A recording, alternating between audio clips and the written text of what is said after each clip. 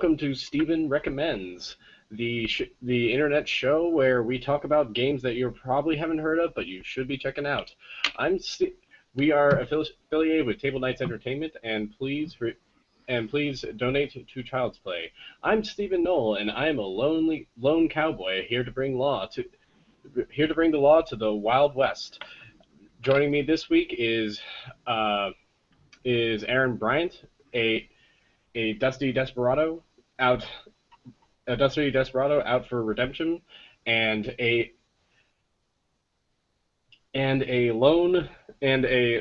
old wise Indian shaman only looking for his horse named John Pruitt.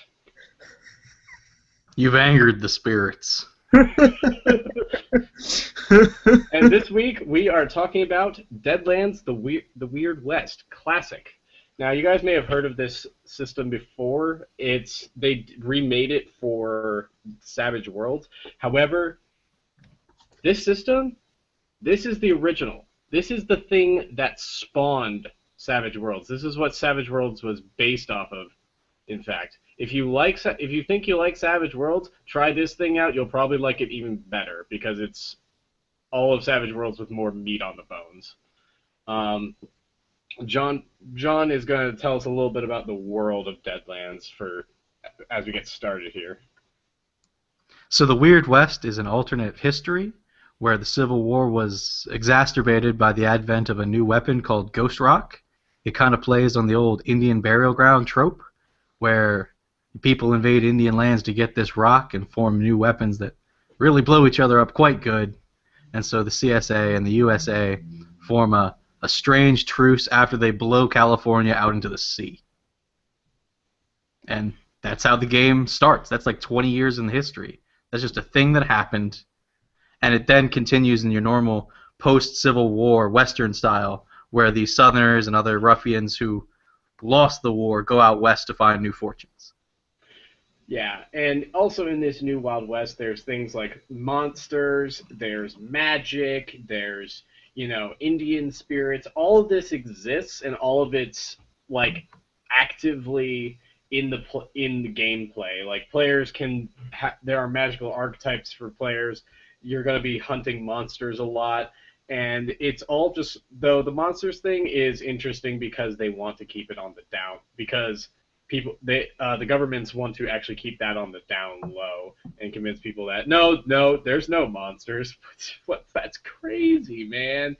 No. Now, where did you see that again? So we can go take care of it. But still, it's really awesome. It's really fun getting to play as like cowboys in this cool world where like magic and cowboys mix together in a really nice fashion. So the way that character creation for this works is a little interesting because in this system there is actually no classes. It's a 100% point by classless system where you can pretty much build exactly what you want to play as. You want to play as a gunslinger? You can totally do that. It's really easy to do, actually. You want to play as a saloon girl? Sure. Snake oil salesman? Do it. Cattle rancher? Sure. You want to play as a journalist? Yeah, you can do that. You want to play as a Texas Ranger who is like the monster hunting badasses of the South? Yeah, do it. You want to play as an Indian shaman? Sure. You want to play as a card shark who is a sorcerer card shark? That's totally an option. You want to play as a mad scientist? Could I play a geriatric Western monk with a foot fetish? Yes. Okay. Yeah, that's the thing, is there is so many options for what you can do, and it's really easy to build all of them. Basically, all you do is when you're generating your stats, you pull cards from a deck of cards and assign them to various stats, which will give you a dice type that you're going to have for that stat, and a number of dice that you roll when you're rolling for the base stat. Then from there you do your skills, which is basically you take all of your mental stats, add the dice types together, and that's how many points you get to distribute among your skills. So, and then from there, the number that you have in a skill, you take that number, you take the dice type, the associated dice type of the stat that the skill is associated with, and that's how many dice you roll for a check. Take the highest one, and that's your roll. It's a pretty simple system. It's really solid, actually. Oddly enough, like I really like it because the idea is that the more dice you're rolling of a higher type, the more likely you're going to get a higher roll. Even with a lower dice type, you can still get pretty good rolls just from if you just have good pools of dice to roll. On top of Right. this, if you roll maximum on any dice, they explode. Meaning that if you roll the maximum, then you get to roll it again and add that result to the roll. So basically, you roll a 6. So you roll a d6, get a 6, you get to roll it again, you get a 4, then you roll a total of 10. And now, if you keep rolling 6, though, you can keep rolling and adding it in until you roll something that's not 6. So, like, roll a 6, get another 6, get another 6, get a 4, you got 6 and 6 and 6 and 4, that's like 22. Yeah, you can do that. Which makes it really interesting because even if you have a low dice type, if you have a low dice type, you're more likely to explode on your dice, so you could still get those high rolls even if you have a crappy stat. But with the And we higher should dice say that rolls, the you stats have grow with the expected value of the dice. Hmm? So moving from d4s to d6s sounds dumb because you get less of them, but you actually grow with the expected value of the dice, so you actually roll better as you move up in the skill. Exactly.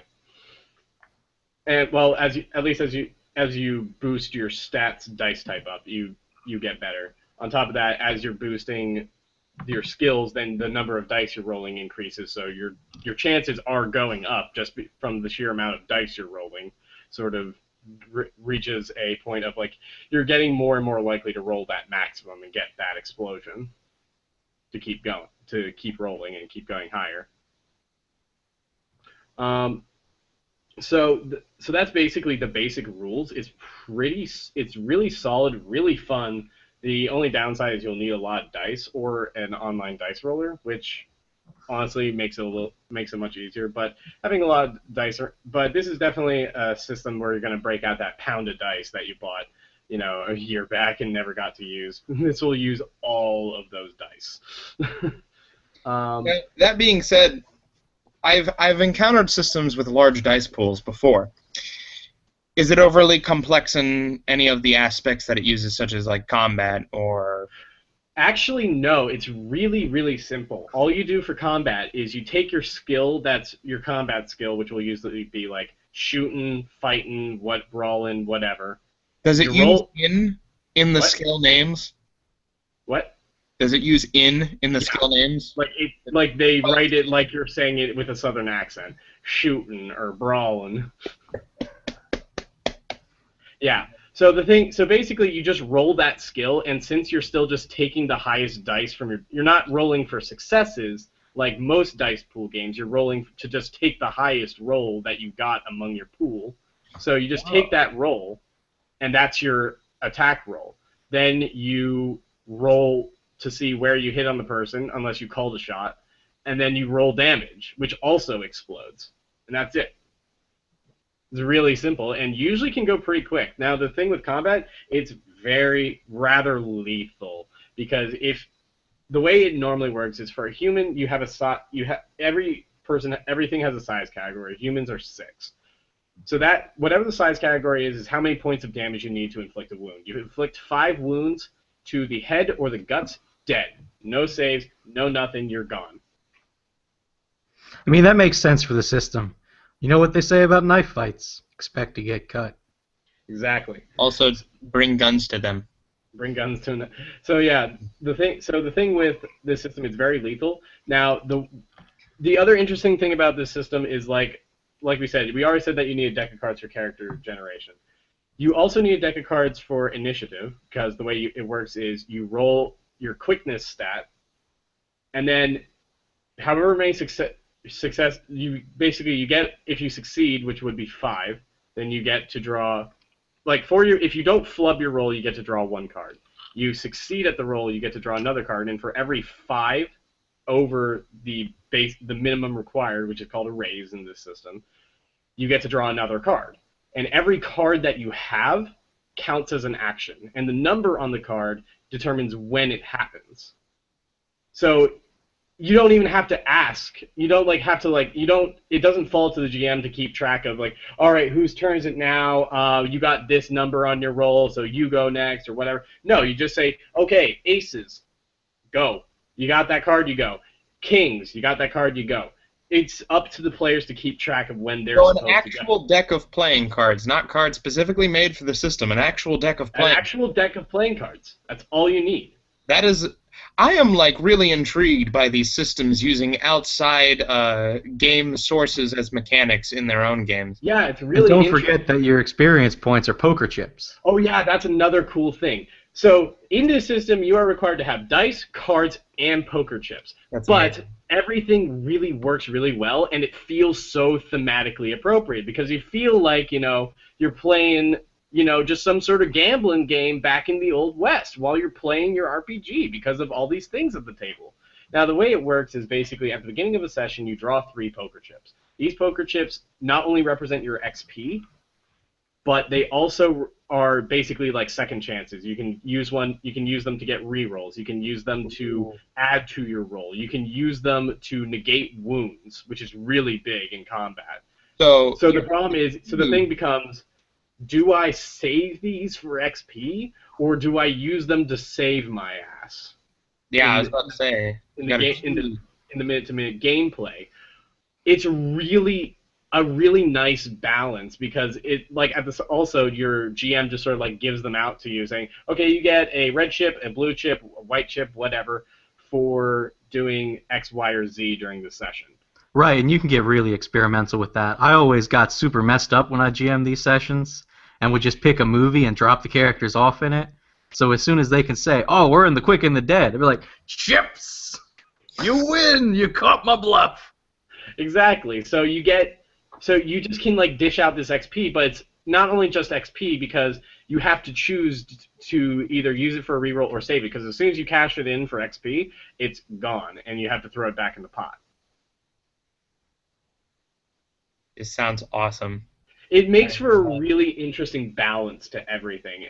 And so, yeah, cards with a really interesting initiative system that really helps meter out play and makes it so it doesn't have to fall to the GM. The players can actually have a part in combat of paying attention, oh, I got this card, it's my turn, and with cards representing your actions. So when if you rolled really well and you're really fast, you get more actions. They may not necessarily happen first, but you get more. So that's So that's cool. And just the mechanics are very solid. I really like them. And with that though, let's get on to all the cool things that you can do with this. I already said that you can make lots of cool different character concepts with this.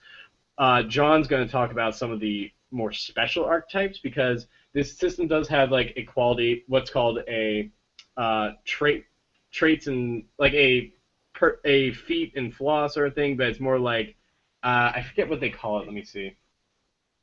Sorry about this, folks. While you're looking, I'll just say that the archetypes range everything from child to saloon girl to Indian shaman, and you don't have to stick. Boy. Yeah, you can play a kid. They have. Oh, that's what it's called. The photo on the page is just a little girl holding a giant 6-iron and her teddy bear. What the fuck? Yeah, you can totally do that. So you don't have to stick too religiously to your archetype. If you want to play a doctor, but Doc Holliday, who didn't actually put much stats in medicine, more in shooting irons with your manual dexterity, that's fine. There's no rules that say you have to be good at medicine. So, I could play a little child, and I could put pretty much all my points in bluff and have someone think I'm a big business owner. Yep. That's a classic trope in the Westerns, this Johnny, don't take your guns to town. You're too young for this shit, kid. Yeah, be wandering into a saloon, guns blazing. Anyway, that's what's called edges and hindrances. They're basically qualities and pendants. I've heard it by millions of names, but basically they're good things and bad things. You take bad things so you can get good things. kid is a hindrance. It means that you're a youngin, and it's like you got like all sorts of things that hinder you. But you could take something like dual wield, like being ambidextrous, so you can dual wield pistols when you're a kid and be the two gun kid. You know, like one of them though is very special and it's called Arcane Background. This allows you to pick like one of a few. There's of a few different special archetypes that you have to take this edge for in order to get it. These range from hucksters, which are the magical card sharks. You got Indian shamans who can call on the power of the spirits, mad scientists who can make cool contraptions and such, and preachers who can bring down miracles from God, sort of thing. So clerics? No, like a Thick Baptist. like Just a like like a hands fire brimstone touching people on the preacher. forehead and they're healed by Jesus. Yeah, like mad fire and brimstone preachers actually doing miracles and shit. It's awesome. Now, yeah, so we'll talk about these guys for now because these are the ones that are in the core book. So I love hucksters to death.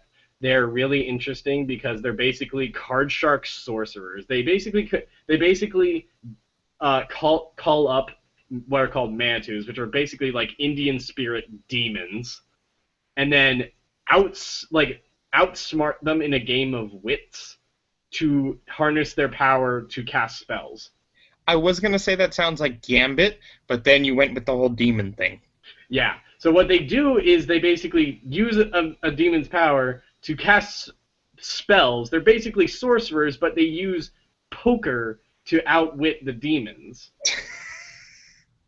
So like so basically, so whenever they cast a spell, basically a hand of cards appears in their hand, and then they cast the spell. Now the interesting thing about these guys is the way they cast spells mechanically is you first roll your skill roll to like see if you even get the spirit's attention. Then you draw from a special deck of cards that you have to yourself. You have a regular 52 card or 54 card deck of cards. How many cards do you need for this game? Well, if you're playing a huckster or a mad scientist, you need your own separate little deck. But you need two decks base, one for the players, one for the GM. That's it. If you're playing a huckster or a mad scientist, you need your own deck as well. But basically, you draw a poker hand, and if the poker hand meets the requirements for the spell, then it goes off. And if you get a better poker hand, what? Yeah, you do 5-card stud or more, or you can get more cards if you roll really well. But that's the thing. So it's really interesting and fits really thematically because your character is basically outsmarting a Manitou by using poker to sort of concentrate and outwit them.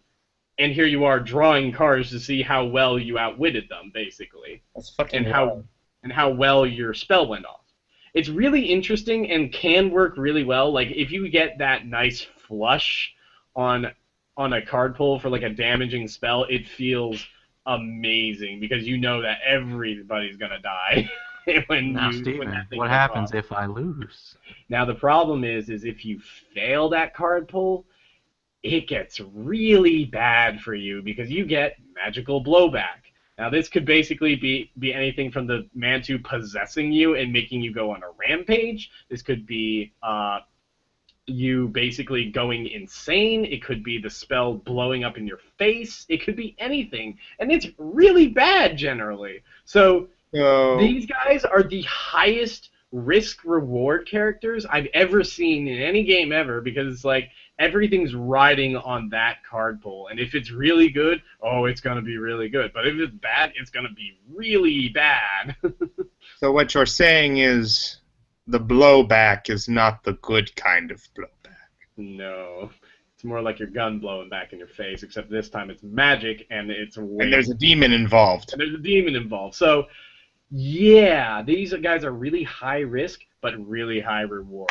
So they're literally playing them is a gamble, and that's what they're all about. Is they're gamblers, so it makes a lot of sense at the same time. It's like Devil Went Down to Georgia. Yeah, it fits really thematically, and I think it really works well for what they're going for with these sorts of characters. Now, in addition to this, we have the Indian shamans, the mad scientists, and the preachers. I'll let John talk about one of them now. So mad scientists are basically, have you seen the film Wild Wild West? There's no limit to what you can make with a steam engine. There's Gatling guns, there's automobiles, there's Flamethrowers. flying machines. The one with Will Smith, right? Yeah, So I can make a fucking giant walking spider. can. You can contain a Manitou and try to siphon its energy. Just don't mess up on your roll. Don't do that. See, the thing is again with these guys, you're also pulling cards from a deck to see if you made the contraption. Their requirements are usually pretty high, are usually I much higher. assume it has something to do with the fact that they're mad. Yeah, because they're working with Manitous to make their contraptions, basically.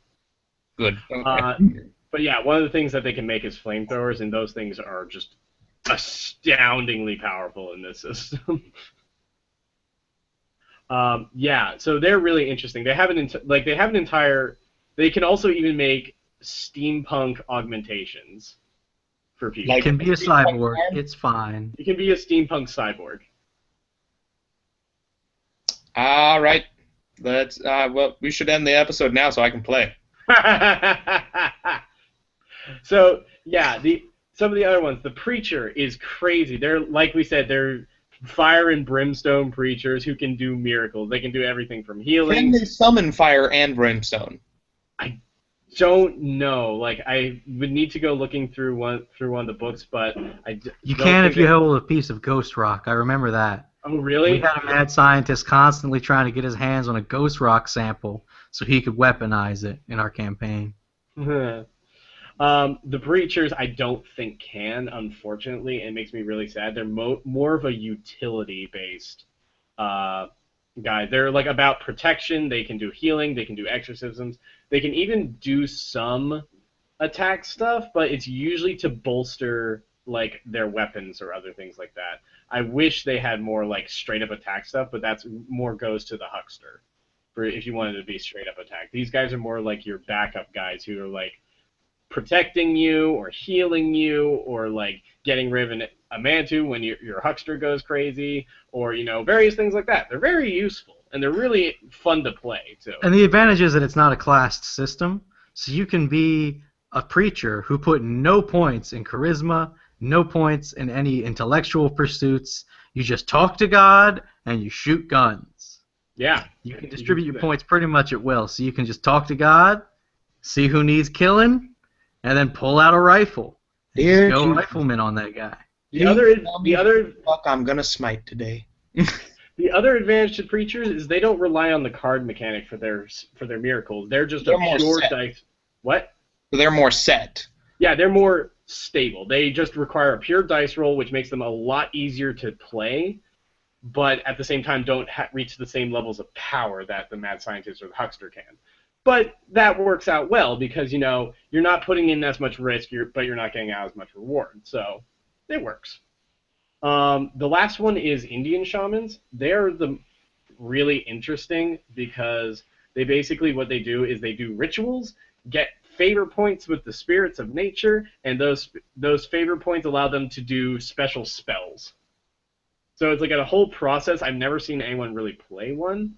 But you can do everything from you can do things like shape-shifting, you can do things like casting, you can do things like getting a bonus to your attack rolls, you can do things like summoning a storm on your enemies and stuff. But the problem is you really need time to set these things up and do them because rituals usually take a while, and any ritual that gives you a decent amount of points usually takes a while, and then you apparently have to use the points immediately because you can't bank them. I'm going to do a video about bug fixing Deadlands a bit to make it a little less clunky and make it work a little bit better, and I will address shamans. In short, they're wizards. It's a learned like magical tradition. It's a very learned one. Yeah. It requires lots of preparation and learning, but yes, it is kind of like that. It's kind of like a wizard. Now, so these are all the things that we really like about the system. Now I'm going to talk a little bit about the problem with it. The biggest, most glaring one is this system is really notorious for splat books. Like, there is an expansion for every single one of the arcane backgrounds. There's an expansion for tons of cities. There's an expansion for, for Texas Rangers. There's an expansion for Pinkertons, which is basically like the Men in Black of the North. They've got, they've got an expansion for what are they called? Law Dogs, basically. And all of these expansions add something mechanically too, which is really weird. Like the Bayou book, which talks about the Mississippi, adds what's it called? Voodoo as a arcane background that you can take, and you can do voodoo stuff. Like they have in the Law Dog book, they add a thing where you can basically be a magical gunslinger and do huckster spells except with guns. They're in one of the city books, I believe, I can't remember which one it is, but they add a special arcane background that's basically mashes together a huckster and a mad scientist that allows you to create very special, do very special magical spells that are sort of mechanically inclined. It's really weird. But honestly, the other problem is because of however these splat books kind of are required if you want to play one of the arcane backgrounds, because you could totally play it out core, but they're not going to reach nearly as much potential as they could without these splat books. Because the Huckster splat book alone, I would never play a Huckster without it because of the sheer number of options it adds for new spells. Same with the Indian Shaman, same with the Mad Scientist. Mad Scientist even has 2 spells. They have 2 books. They have the Collegiate, which is their book, and then they have one that's like an item compendium, which includes most of which they can build if they want to. So if you want to get into this game, it's going to be a little bit of an investment. I'd say it's worth it because it's a really fun system. If you can find the books, in print, good power to you. You'll be more likely to find them in PDF form because this is a pretty old system at this point. It's really good, though. I would highly recommend getting into it. And also, the other thing that you need to remember is you kind of got to play a little fast and loose with the rules sometimes. Otherwise, it can get a little clunky. Just remember to, basically, if the game's starting to slow down, just find something that doesn't really feel super necessary and just cut it. Because a lot of things in the system can be cut from the system to just make it flow faster. It's the Pokemon problem. They kept releasing more and more powerful options, and after a while, there's no reason to play core. Yeah. I mean, you need core to play, but the other stuff makes it so much more viable to play other things. I mean, and the other thing is, what I like about Deadlands is you don't even need to use their world. You could make your own Wild West setting. Just strip out all of the arcane background stuff, and you've got a perfectly fine, mundane Western system that works really well and is really fun to play. You could just do that, and you'll be fine. And as a GM, you can engineer it. Like my game was pretty low magic. We had hucksters, but I didn't give them many magical adversaries. They didn't really want to find Ghost Rock. They were more interested in chasing down a particular rustler named Texas Red. So yeah, you can engineer your game so that it keeps playing loosely, it keeps playing quickly, and you don't get too bogged down in the spiritual aspect of the plot.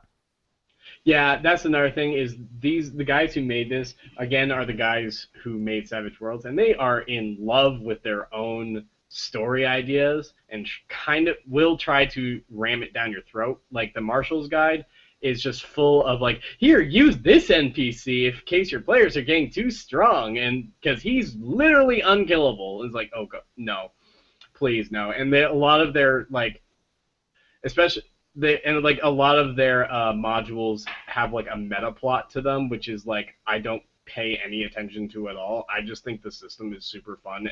So those are the things. Ignore the meta plot. Ignore their NPC advice. Just make what you want to do, and you will have a fantastic Western system.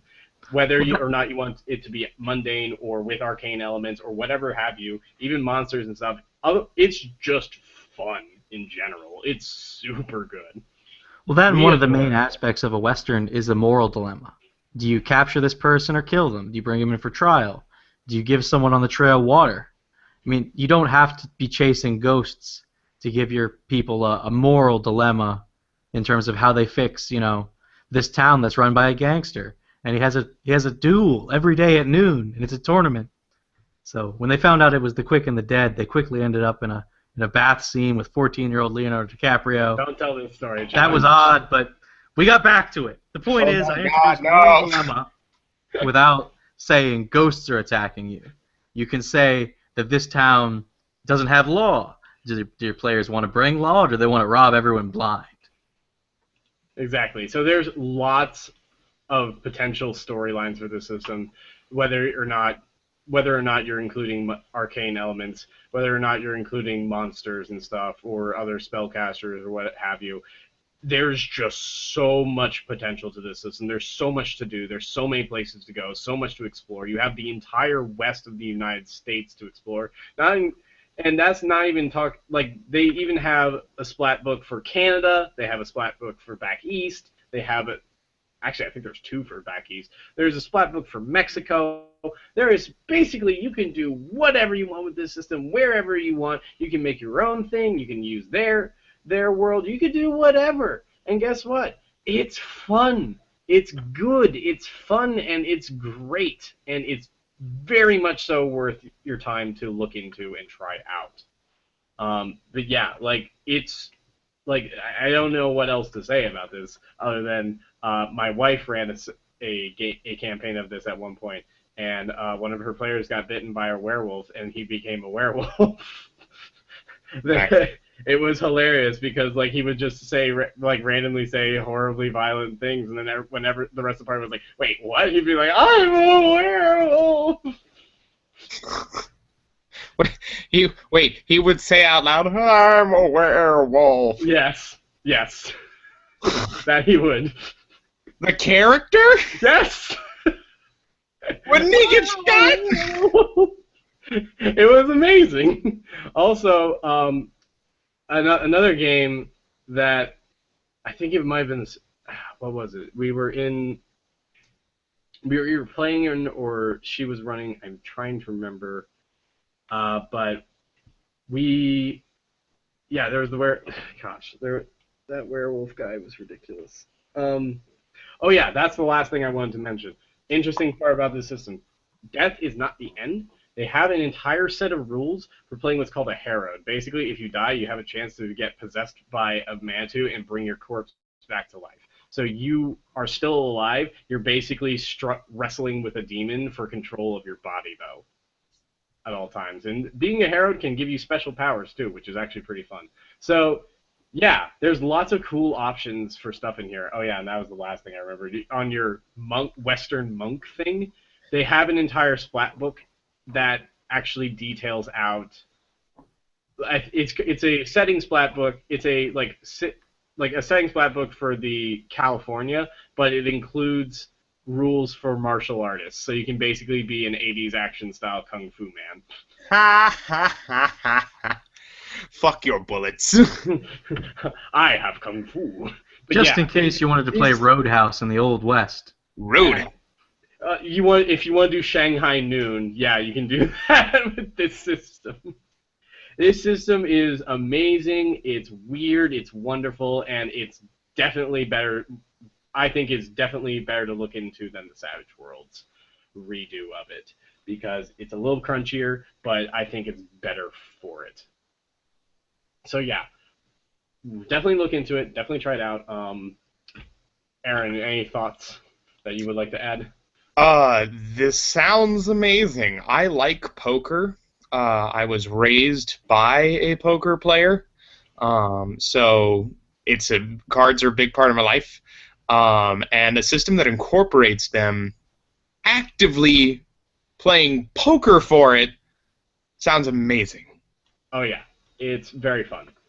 I also would like to note that I would love to play a game of this because I already have a character in another realm that would probably fit perfectly in here, which is my tag right now. For those of you who watch Rad Wasteland, you know who I'm talking about. But honestly, amazing sounding. It is very fun. And I So that's imagine Shanghai Deadlands, the werewolf. weird. Yeah. So that's Deadlands, the Weird West classic. Check it out. And we will be back next week with another system to look at and another topic, another game to talk about. So stay tuned, and check out and keep up with Steven Recommends. And we'll see you next week. And from all of us here at Table Knights Entertainment, roll on.